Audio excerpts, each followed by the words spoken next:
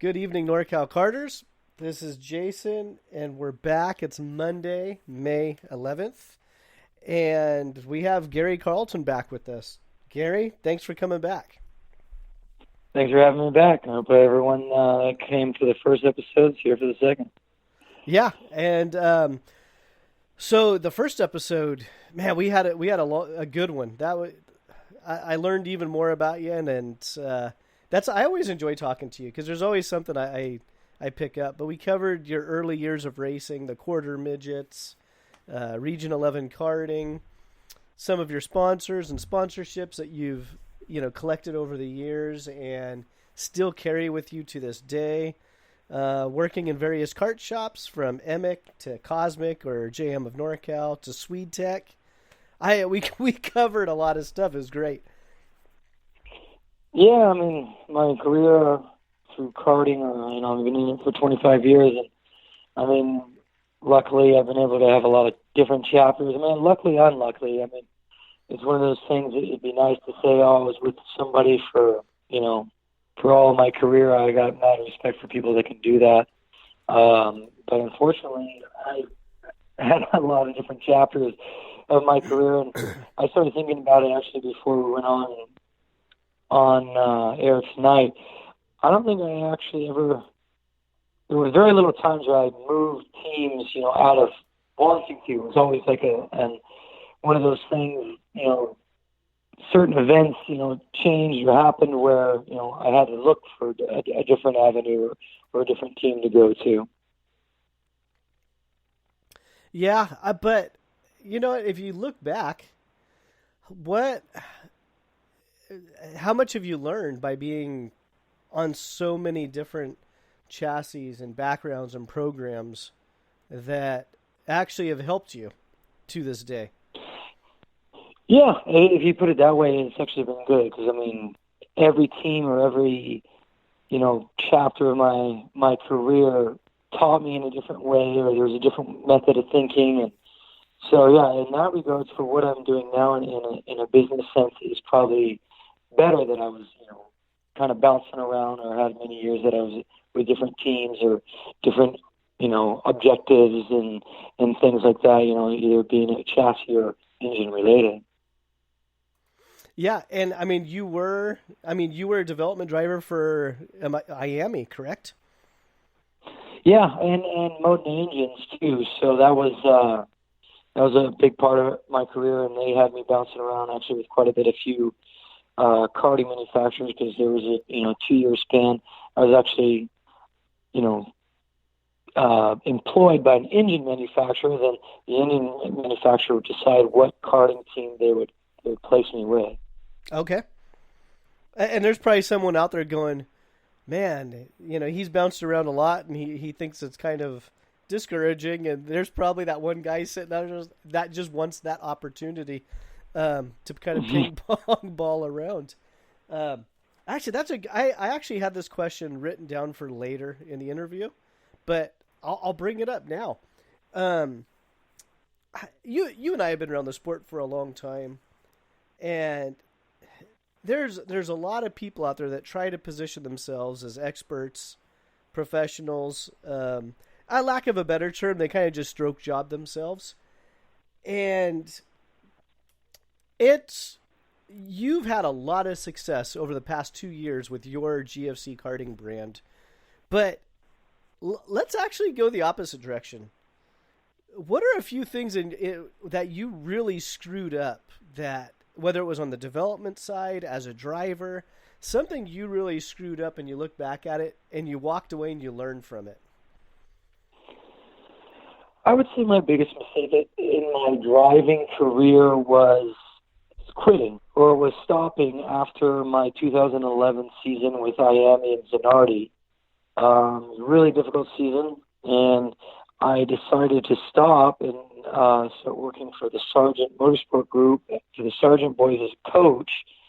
And the deal was, in 2012, I was going to coach them while they raced in Europe and still live in Europe and maybe do a few races here and there. But, I mean, I was kind of just so discouraged about how the season went.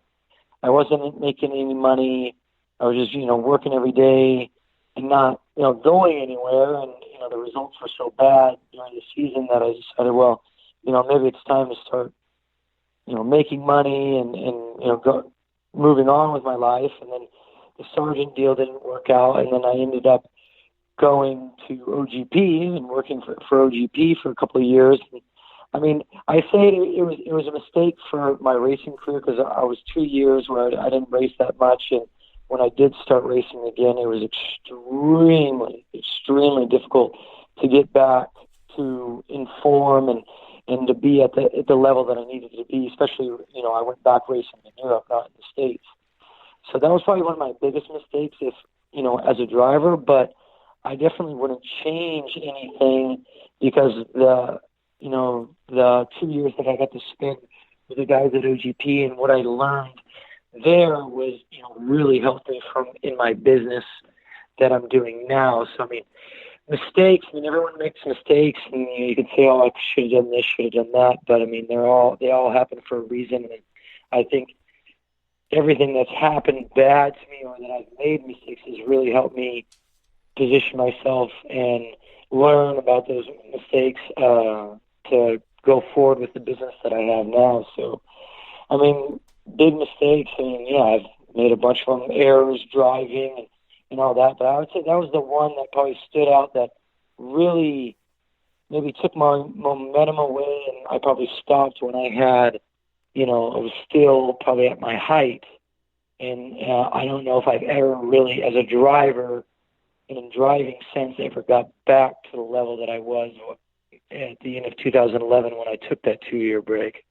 Yeah, okay. And you know what? And I don't want to get too much into your European exploits yet, because we're going to save that for the third episode, correct? Yeah, I believe so. But I want you to kind of chew on it because you bring up a very valid point. I want you to chew on it until next week. The first driver that comes to mind is Jordan Lennox. And I was very surprised to hear that he was starting his own race team a couple of years ago because he seemed just like what you described as he's young. I don't know exactly how old he is, but he's young. And he seemed like he was at the peak of his karting career. And then next press release I see he starts his own team. And I want you to kind of chew on that for a week. And I want to come back and revisit this conversation and get your insight because you spent a lot of time in Europe and you just entrenched yourself over there. And I want to dive into that question next week. Is that fair? Okay. Yeah, that's fair. And then, and I'm not trying to segue or get away from it, but this week we really set it aside for the TrackMagic Era. I started putting some thought into it. It's well cataloged, either on our podcast or other media forms, some of your ventures with TrackMagic, the early days. I kind of want to recap them, maybe bring up some new stories that you haven't shared before. And then also, the then and the now, because you're still tied in with TrackMagic, and and it's been what a weird experience. A shout out to the TrackMagic owners group, and I know I give those guys a lot of airplay on my podcast, but I am not a TrackMagic guy. I didn't work at the factory. I wasn't a factory driver. I owned a chassis for 1 year. I didn't even buy it from TrackMagic. I bought it from a dealer in West Sacramento called Pacific Pro Karting. But that TrackMagic group is just a unique breed of karting where there's a great group of guys, and a lot of it's nostalgia and vintage-ish. But then you have the crossover to now. You have a new TrackMagic models on the track, and what a cool thing going on right now with the TrackMagic stuff. Yeah, I would consider like the TrackMagic owners group the type of guys that, like you have a Ferrari club or you have a Porsche club. There's no really brands in karting that I really know of, especially here in the U.S., that, guys will just get together because they're on the same brand of karts. except TrackMagic, of course. And then, they have, the older models, the vintage models that they're, restoring and making them into like show pieces, so to speak, things that they wouldn't even maybe even drive on the track. It's kind of like, a car club, but with go-karts, so to speak. So there's the older models, and, I guess maybe like one brand that would come to mind would be like a Bugatti, right? So Bugatti was, an older brand, and they have the older cars, and, they went dormant for a while. Then they came out with their newer versions and things like that. And, there's collectors and things, there's very similar. There's a lot of similarities, like, the car clubs to this TrackMagic owners group. And, a lot of them don't even race. A lot of them, just go out and practice, or, they literally just, look out for the guys that have TrackMagics, or helping them find restored parts and everything else. It's a core group of guys that just have a love for the brand and, a loyalty to a certain brand, no matter, if their brand is doing well in races or not, or it's not even raced again. They just, it's a really unique, really cool group of people, and I'm extremely proud and honored to be part of it still. And even though I'm an extremely small part of it, I mean, it's great to have those people look at our team and want our team to facilitate a factory driver in certain races now, and for myself to brand their go-karts and maybe even distribute them in the future, or kind of waiting to see what they want to do with that. I mean, I personally don't have any ties to the actual trademark. I mean, in turn, I'm just a guy who facilitates their factory driver, whoever they decide to sponsor and pick it, to have the Squadron TrackMagic name on their shoulder. And I run that driver throughout our team GFC, and it's been really cool to see the excitement around it, the camaraderie. I've met a lot of new people through it, so it's been really, really neat experience. Yeah, and I know you shared with me a couple of times when you were in Vegas and the TrackMagic OG group came down, and they had Big Rich was down there, and they were barbecuing, and they had the party tent or the owners group tent, and you had shared with me you were so entrenched with the racing side of things, which if you don't understand that, then you're not a racer. But at these big national races, for the teams, it's not make it or break it, but it's definitely a make it situation where if your driver's on the top of the podium at a Super Nats or any national event, it's like, wow, it raises attention. And you had made the comment to me one time. It's like, yeah, it's like, I think you said it was Kyle Martin that came over and grabbed you and said, dude, Gary, you got to come over for a few moments and come check this out. But watching it from the outside and seeing these guys on Facebook, and you're down in Vegas working, they're so infectious in a great way. Maybe I should use a different word nowadays.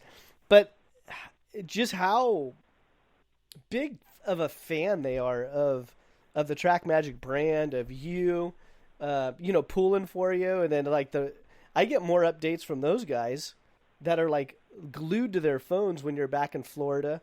You had Matias Ramirez is one of your factory drivers for the TrackMagic, and then you had Hunter Pickett step into his place for the final round. Again, these guys are enthusiastic. It's like scary awesome. No, it's really cool. I mean, sometimes I get a lot of texts and calls when I'm at these races, and like I said, it was in like Vegas. Kyle's like, dude, you got to come over here like 2 seconds. Like, we were literally myself, Mattia Madani, Simone Verena, and Matias were like totally entrenched, because we weren't as fast as we wanted to be. Matias wasn't very happy with the cart, and we're all speaking about how we could get it faster. And like Kyle was like, dude, they're doing like a whole ceremony, like they're about to call your name. You got to come over here for a second. And I remember, saying a few words and then like just going